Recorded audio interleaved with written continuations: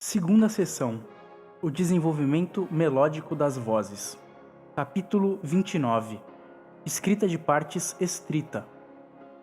Parágrafo 111. Suspensões, notas de passagem e notas cambiantes realçam amplamente a qualidade melódica das vozes. A mais simples sucessão de acordes pode, por meio desses três atributos de condução de vozes, ser exaltada a um alto nível de perfeição artística e técnica.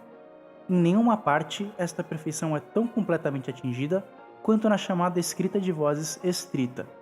Aquele que consegue habilmente lidar com o escasso material ao qual este modo de escrita é restrito, pode muito bem considerar-se um mestre da harmonização. O material aparentemente insignificante da escrita de partes estrita, aliada a uma condução de vozes melodiosa, com um acabamento de alto nível, nos permite, após haver dominado minuciosamente os princípios deste modo de escrita, evoluir às formas harmônicas mais belas. Nós dissemos em um capítulo anterior que combinações de tons fortemente dissonantes, como por exemplo as sequências de acordes e os acordes aumentados e diminutos, são frequentemente de grande valia para o compositor, em casos onde, pela sua própria aspereza, ele é possibilitado de expressar certos humores característicos. Estas dissonâncias, no entanto, não possuem tamanha importância para o estudante, que, não influenciado por nenhuma ideia em especial ou fins, busca beleza absoluta harmônica. Neste sentido, escrita de partes estrita é uma excelente escola para o jovem compositor, já que ela exclui absolutamente a dissonância nos acordes e progressões cromáticas na melodia, buscando principalmente a finalidade prática da qualidade de ser cantado ou simples entonação. Apenas neste estágio, este modo escrito de escrita deverá provar-se benéfico para o estudante, servindo como um tipo de contraste saudável às melodias diferentes mórbidas, não naturais, artificialmente derivadas, das quais nós tivemos um excesso nos últimos capítulos. Parágrafo 112. A escrita de partes estrita é baseada na relação consonante entre o baixo e as outras vozes. Consequentemente, ela admite apenas tríades maiores e menores, juntamente com as suas primeiras inversões e o acorde de sexta da tríade diminuta. A quarta, sendo considerada uma dissonância, acordes de sexta e quarta são excluídos. O mesmo é verdade para todos os acordes dissonantes, juntamente com as suas inversões. A cadência consiste na tríade dominante, ou a sua primeira inversão, o acorde de sexta da tríade diminuta também é utilizado, e a sua resolução na tríade tônica. A cadência deve ser uma perfeita, ou seja, a tríade tônica deve aparecer na posição de oitava.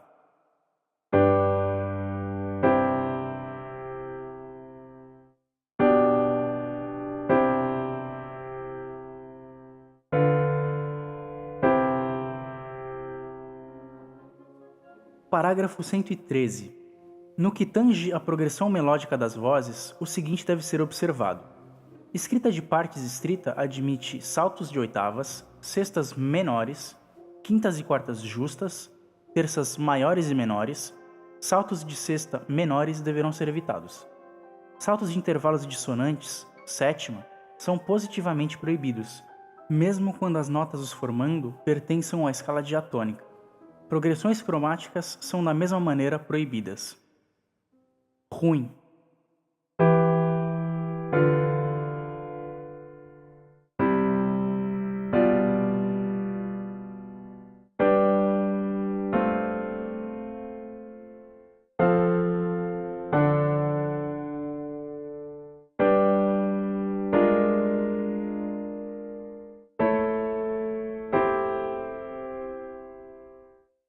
Parágrafo 114. As progressões paralelas seguintes são proibidas. Quintas de oitavas e terças maiores, quando avançando uma segunda maior. A última restrição data de tempos antigos, quando a música era quase inteiramente confinada à escrita de partes estrita, e a quarta aumentada, trítonos, era o único acorde aumentado conhecido. Não apenas o trítonos e a sua inversão, mas qualquer progressão harmônica e melódica de efeito similar era estritamente proibido.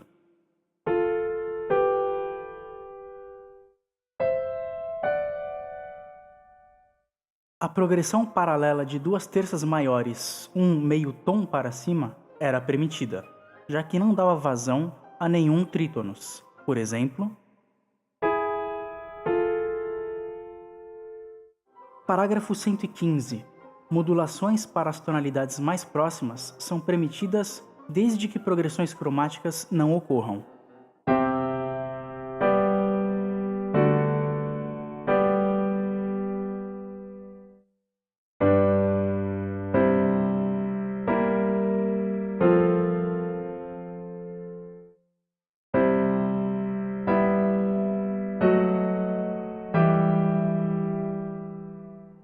Parágrafo 116. A partir de menor, nós podemos livremente passar para a tonalidade paralela maior, uma modulação não sendo necessária. Progressões cromáticas deverão, no entanto, ser evitadas. De maneira igual, harmonias paralelas menores são permitidas em maior.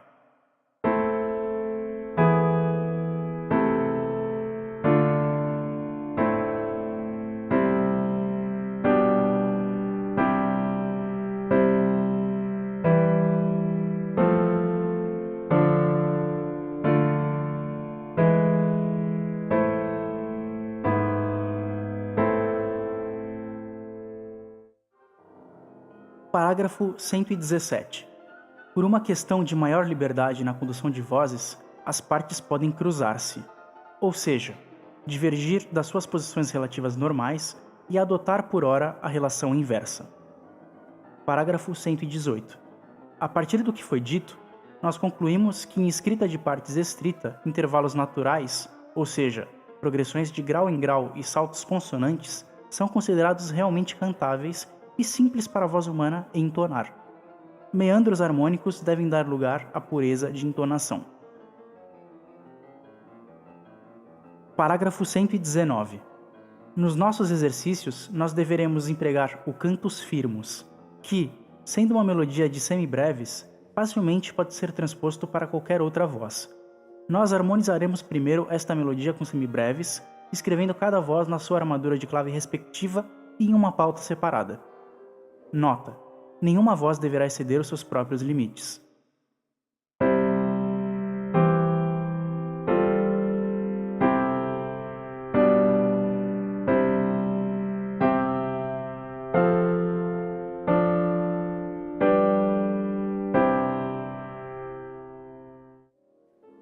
Quintas e oitavas são permitidas nas vozes internas se movimento contrário for empregado.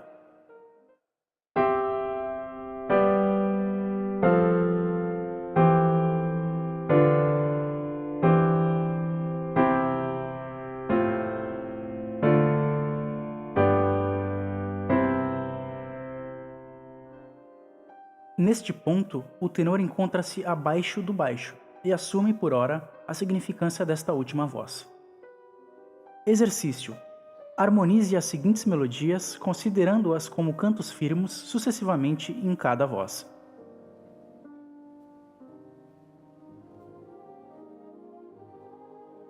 Nota: transpondo o cantus firmus para outra voz, nós podemos empregar alguma outra tonalidade mais adequada aos limites da voz em questão. Parágrafo 120. Semibreves podem ser divididas em mínimas: 1. Quando dois acordes diferentes aparecem no mesmo compasso. 2. Em consequência a suspensões, notas de passagem e notas cambiantes. Suspensões de cima para baixo devem ser preparadas e resolvidas de acordo com a regra. Apenas notas de passagem e notas cambiantes diatônicas poderão ser empregadas. O sétimo grau em menor não é aumentado quando se trata de uma nota de passagem.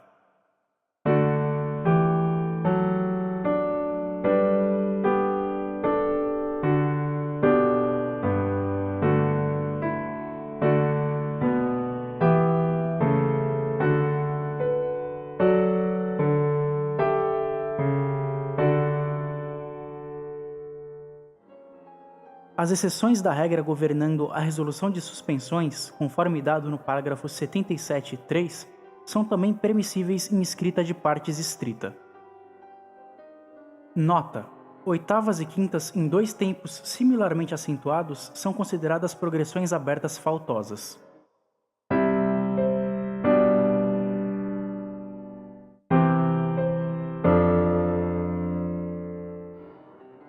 Exercícios: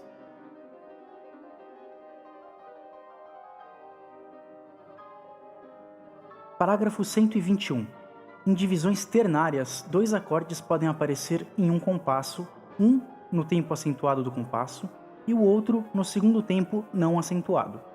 No primeiro tempo não acentuado, poderá aparecer a resolução da suspensão, se houver uma, ou notas de passagem, ou cambiantes.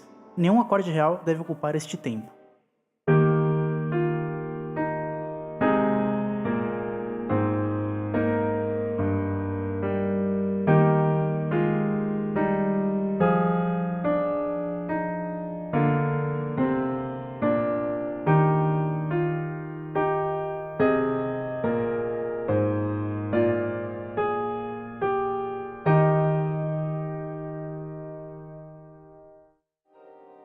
Exercícios.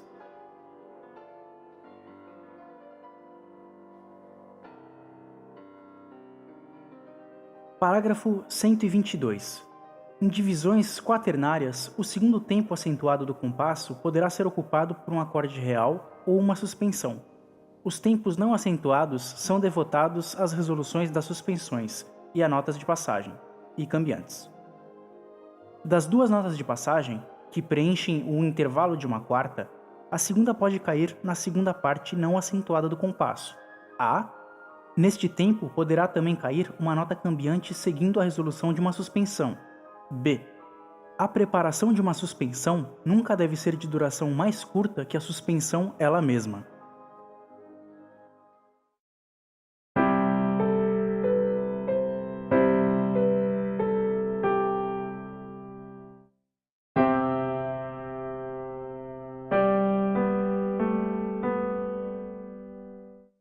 Não bom.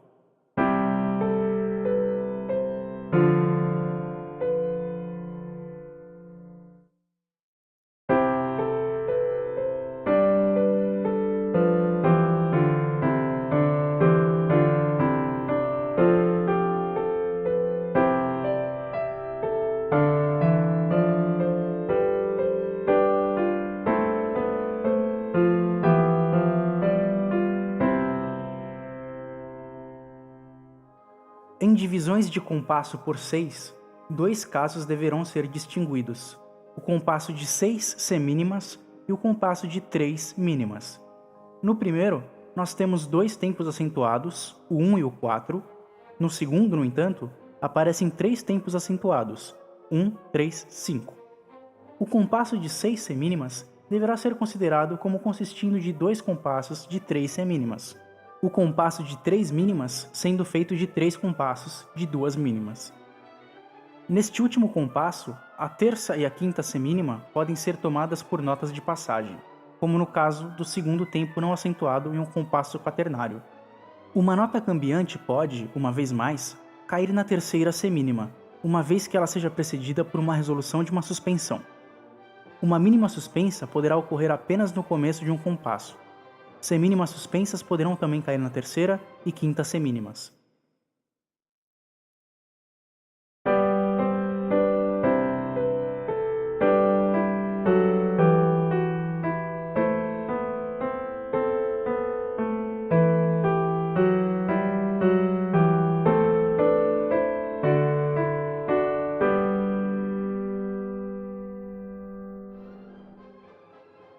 Em tempos não acentuados, a terça da tríade pode ser omitida.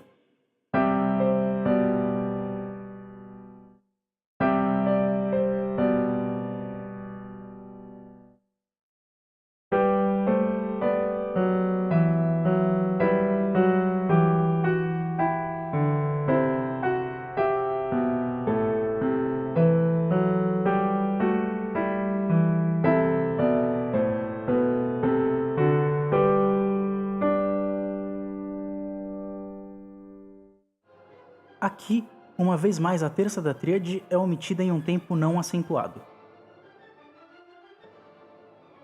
Exercícios.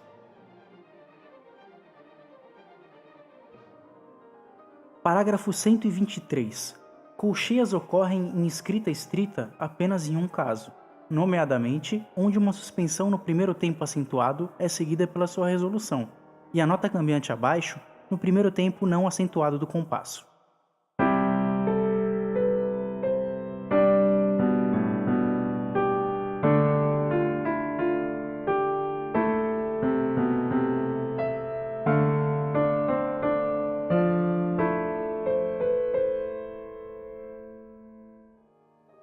Exercícios.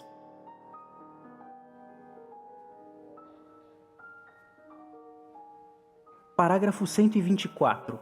Em escrita a 3 vozes, nós encontramos ou tríades completas, ou tríades onde a quinta é omitida. Nesta última, a terça é geralmente dobrada. Na cadência, a tríade tônica poderá aparecer com a terça omitida.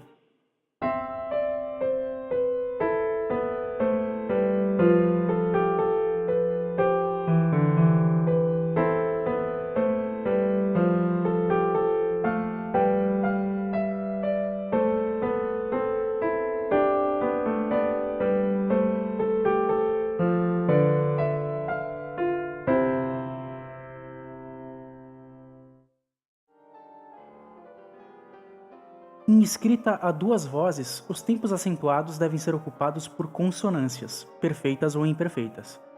A cadência consiste em ou uma terça na qual os intervalos resolvem de grau em grau até a primeira tônica, ou uma sexta resolvendo na oitava tônica.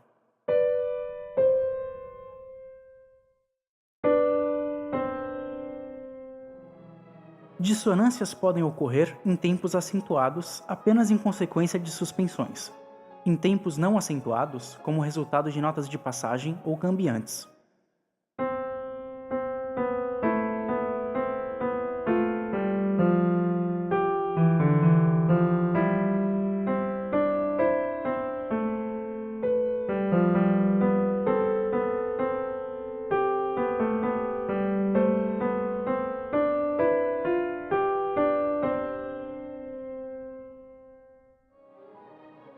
Exercício. Harmonize a 2 e 3 vozes cantos firmos de algum dos exercícios precedentes. Parágrafo 125. Tendo dominado os princípios de escrita a 2 e 3 vozes, nós estamos em uma posição na qual empregar várias vozes favorece-nos de tempos em tempos de uma pausa em alguma voz. Tal pausa em uma voz pode, no entanto, acontecer imediatamente após um tempo acentuado. Modelo de escrita a 5 vozes.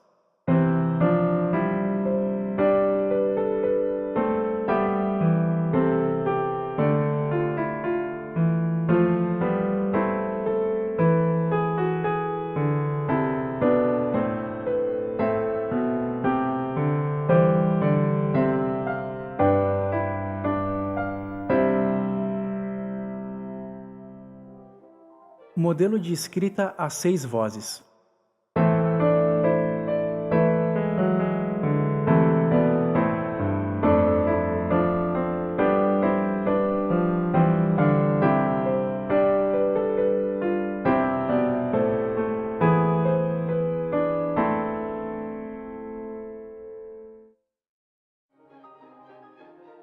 Exercícios.